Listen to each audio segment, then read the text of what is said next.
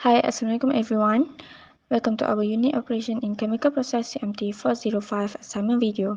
We are part 2 student from Faculty of Applied Science Group RAS 245-1B. I am Sri Nuzalwa binti Muhammad Tamin and these are my group members Nur Mashita binti Omar and Nur Shahidatul Najwa binti Safian. In this video, we're going to talk about leaching. Leaching is a process of mass transfer that occurs by extracting a substance from a solid material that has come into contact with a liquid. In leaching, the liquid is very important as it facilitates the ability to remove or extract a given substance from a solid matrix.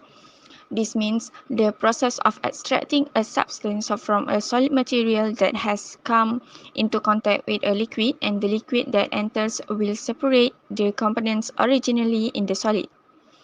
In another word, leaching is a process of extracting chemicals from solid that is commonly employed. It can be carried out in an industrial or natural setting. There are many different types of leaching processes, but all involve the dissolution of a solid material in a liquid. One common example is the extraction of gold from ores. The ore is crushed and then mixed with a chemical solvent that dissolves the gold. The gold containing liquid then separated from the ore and the gold is recovered. Leaching is a process by which components of a solid material are released into a water phase that is in contact with it. Although some species may be more environmentally important than others, the leaching mechanism is indiscriminate in that all components, example, major or minor matrix components as well as organic, inorganic, and radionuclide contaminants are emitted through a broad range of chemical processes that include mineral dissolution, desorption, and complexation and mass transport process. These are the types of leaching process.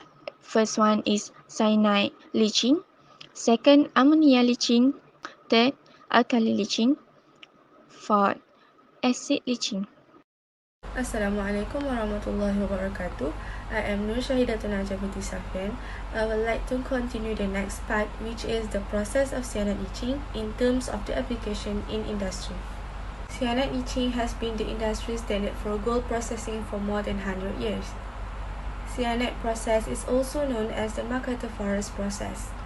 Cyanide is widely used in the industry to extract gold, control the environment, and more crudely on rock piles in the open. This process is carried out by dissolving the gold in a dilute solution of potassium cyanide or sodium cyanide.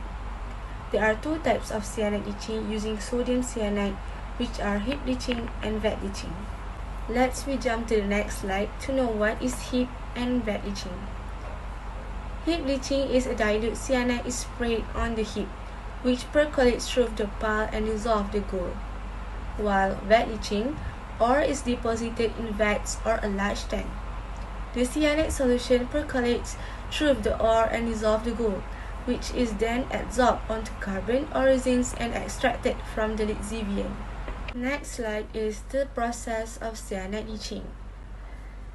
This process involves several steps. First, the ore will be ground and crushed. If the gold ore has another form of metal or any type of sulfide mineral, it requires additional treatment before going through the leaching process.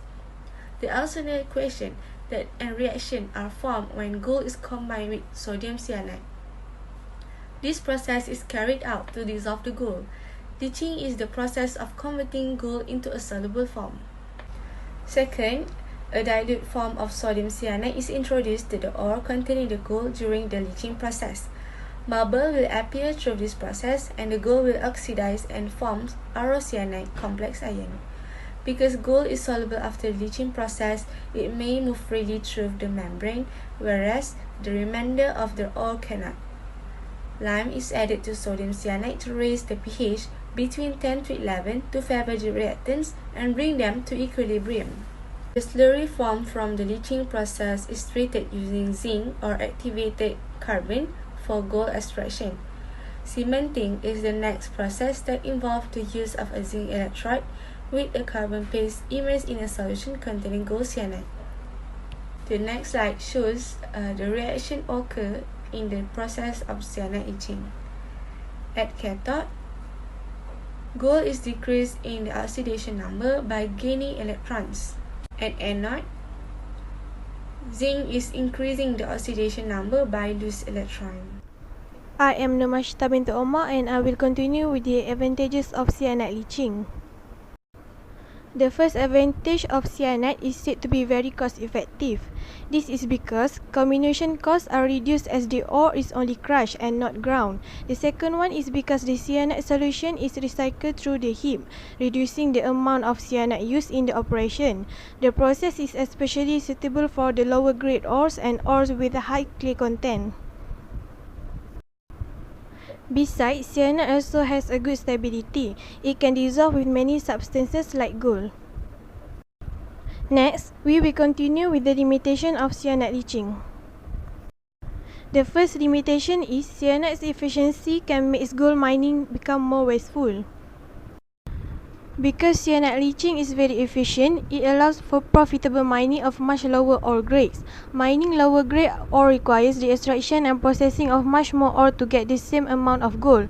Partially due to cyanide, modern mines are much larger than before cyanide was used. It also creates vast open pits and produces huge quantities of waste. Next, cyanide is also highly toxic and very dangerous. If released into the environment, cyanide is highly poisonous and poses significant environmental and public health problems. Cyanide spills have resulted in major fish kills, contaminated drinking water supplies, and harmed agricultural lands. Lastly, cyanide spills also can linger in the environment for years. The chemicals formed when cyanide is broken down can be very dangerous. Cyanide spills into groundwater can pollute drinking water aquifer for long periods of time. Groundwater poison with cyanide has the potential to harm hydrologically related to nearby streams.